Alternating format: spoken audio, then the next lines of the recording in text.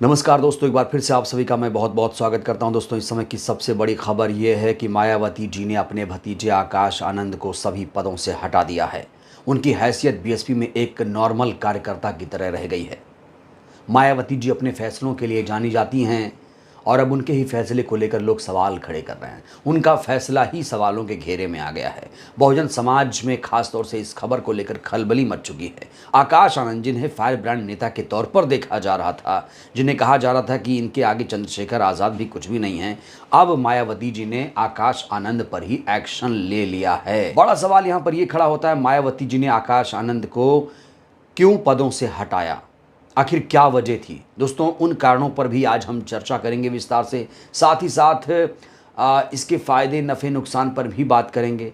दोस्तों, आपको याद दिला दूं कि 2024 का चुनाव चल रहा है और चुनाव के बीच आकाश आनंद पर जिस तरीके से कार्रवाई हुई है, उसको लेकर बहुत सारे लोग नाराज़ हैं। जी हाँ, इससे पहले मैं वीडियो में आगे बढ़ूं, मायावती जी ने जिस तरीके से आकाश आनंद को सभी पदों से हटा दिया है, इसको लेकर आप लोग भी प्रतिक्रिया दीजिए। क्या मायावती जी ने सही फैसला लिया है? दोस्तों, आपको याद होगा सीतापुर में आकाश आनंद ने एक भाषण दिया था जिसमें कहा था कि ये सरकार बुलडोज़र की नहीं, आतंकवादियों की सरकार है। माना जा रहा है कि इसी भाषण को लेकर मायावती जी आकाश आनंद से बहुत ज़्यादा नाराज़ थी। देखिए वो वीडियो, जिसके बाद आकाश आनंद के खिलाफ कार्रवाई हुई। भाजपा की सरकार बुलडोजर की सरकार नहीं, यह आतंकवादियों की सरकार है। अपनी आवाम को गुलाम बनाकर रखा है। ऐसी सरकार का समय आ गया है अब खत्म होने का।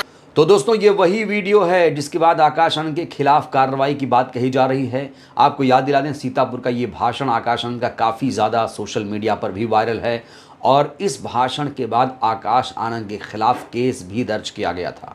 इसके बाद उनकी सारी चुनावी सभाएं रद्द कर दी गई थीं। लेकिन दोस्तों, कुछ और भी जानकारियां सामने आ रही हैं, कुछ और जानकारियां जो मैं आपके सामने साझा करना चाहता हूं। देखिए, कहा जा रहा है कि अब इससे जो फैसला लिया गया है, आकाश आनंद का जो सियासी भविष्य है वो खतरे में पड़ जाएगा। आपको याद दिला दें, महज 5 महीने ही नेशनल कोऑर्डिनेटर और उत्तराधिकारी थे आकाश आनंद। दोस्तों, आपको याद होगा आकाश आनंद की पहली जनसभा 6 अप्रैल को नगीना में हुई थी और इसको लेकर एक खबर सामने आ रही है। इसे मैं आपके सामने साझा करना चाहता हूं। कहा जा रहा है कि जो जनसभा हुई थी, इस जनसभा में उन्होंने यानी आकाश आनंद ने आज़ाद समाज पार्टी के अध्यक्ष और नगीना के प्रत्याशी चंद्रशेखर आज़ाद उर्फ रावण पर सीधा हमला बोला, जो बीएसपी नेतृत्व को रास नहीं आया। आकाश के इस रुख का सियासी फायदा चंद्रशेखर को मिलने की संभावना जताई जाने लगी। इसके बाद आकाश आनंद का सीतापुर में जो भाषण आया, उसको लेकर तो मायावती जी नाराज हो गईं और उनके खिलाफ कड़ी कार्रवाई कर दी। दोस्तों, जो केस दर्ज हुआ था सीतापुर भाषण को लेकर, कहा जा रहा था कि इलेक्शन कमीशन कार्रवाई करेगा या पुलिस कार्रवाई करेगी, लेकिन ऐसा कुछ हुआ नहीं। मायावती जी ने खुद ही बड़ी कार्रवाई कर दी, किसी को आने की कोई ज़रूरत नहीं पड़ी। कुछ रिएक्शंस हैं जो मैं आपको बताना चाहता हूं। इससे पहले मैं मायावती जी का वो बयान आपको सुनाऊं, इससे पहले कुछ रिएक्शंस जिन लोगों ने नाराज़गी जाहिर की है, दोस्तों आपको ये सुनना चाहिए। आपको ये सुनना चाहिए कि किस तरीके से लोग नाराज़ हैं। देखिए, एक बार यदि बसपा खत्म हो गई तो याद रखिएगा दूसरी अनुसूचित जातियों का कुछ नहीं होने वाला है, किंतु सबसे बुरा हाल चमार समाज का होगा। ये बसपा ही हैं जिसने अनुसूचित समाज के लोगों को बोलने का साहस दिया, डटकर लड़ने का साहस दिया, किंतु बसपा के बाद बहुत बुरी हालत होगी। आकाश आनंद जी तेज तर्रार युवा जो बहुजन समाज की आवाज़ बनकर सामने आए थे, आज जनता की आवाज़ बनकर सामने आए। बीएसपी में आकाश आनंद जी की बहुत ज़रूरत है। आकाश आनंद जी के खिलाफ कार्रवाई नहीं होनी चाहिए थी।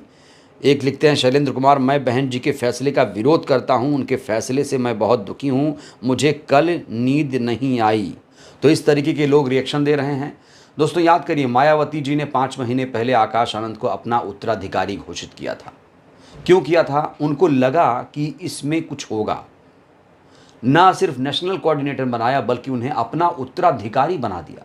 मतलब मेरे बाद आकाश आनंद, दूसरे नंबर के नेता थे आकाश आनंद, लेकिन एक फैसले से झटके में वो एक आम कार्यकर्ता बन गए।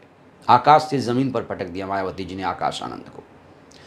दोस्तों, मायावती जी ने जो फैसला लिया, अब उनके ही फैसले को लेकर सवाल खड़े हो रहे हैं, क्योंकि मायावती जी ने जो कारण बताया है उसमें कहा गया है साफ तौर पर कि जो मूवमेंट है। तो मैं आपको मायावती जी का वो बयान सुनाना चाहता हूँ। मायावती जी ने क्या कहा है।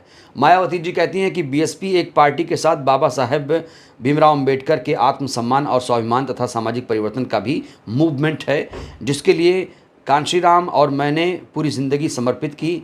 इसे गति देने के लिए नई पीढ़ी को भी तैयार किया जा रहा है और आकाश आनंद जैसे युवाओं को भी मौका दिया गया।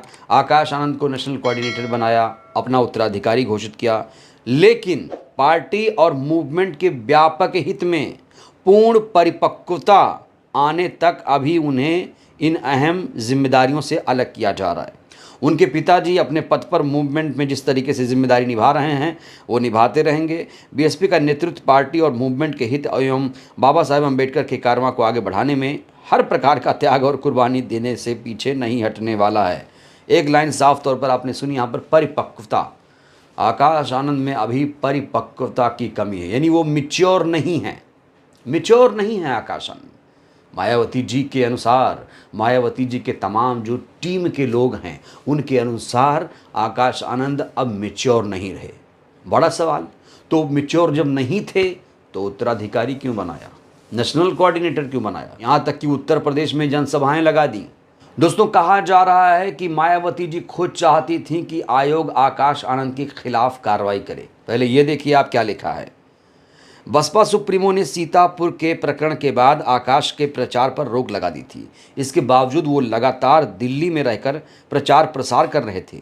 उन्होंने एएमयू के छात्रों, डीयू के शिक्षकों, विदेश में बसे बहुजन समाज के लोगों के साथ संपर्क करते हुए बसपा का प्रचार किया। उन्होंने ऐसे मुद्दों को हवा दी जिससे बसपा नेतृत्व किनारा करता रहा। बसपा सुप्रीमो लगातार चुनाव की आदर्श आचार संहिता का उल्लंघन करने पर चुनाव आयोग से सख्त कार्रवाई की लगातार मांग कर रही थी। ऐसे हालात में उन्होंने सबसे पहले अपने उत्तराधिकारी पर ही गाज गिराकर बड़ा संदेश देने की कोशिश की। बड़ा सवाल, ऐसा क्या संदेश देना चाहती हैं मायावती जी। दोस्तों, आपको याद दिला दूं, दिल्ली में जब आकाश आनंद ने डीयू के शिक्षकों और एएमयू के छात्रों से मुलाकात की थी, स्कॉलर से मुलाकात की थी, तो मैं भी वहां पर मौजूद था। मैं भी वहां पर मौजूद था और मैंने आकाश जी का इंटरव्यू करने की कोशिश भी की, लेकिन उन्होंने कहा हम आपको वक्त देंगे।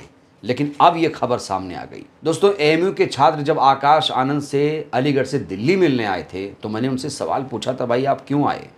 तो उन्होंने कहा मुझे आकाश जी का भाषण बहुत अच्छा लगा। तो उन लोगों ने कहा कि वो हमारी बात करते हैं, युवाओं की बात करते हैं, मुसलमानों की बात करते हैं और जो बीजेपी सरकार है उसको आईना दिखाते हैं, इसलिए हमें उनकी बातें पसंद आ रही हैं। और दोस्तों, उन्होंने यहाँ तक कहा कि आकाश आनंद 2027 विधानसभा चुनाव में उत्तर प्रदेश के मुख्यमंत्री भी बनेंगे। ऐसी बातें भी सामने आई। तो कुल मिलाकर आकाश आनंद ने जो भाषण दिया उससे कहीं ना कहीं लोग कनेक्ट हो रहे थे, युवा कनेक्ट हो रहा था।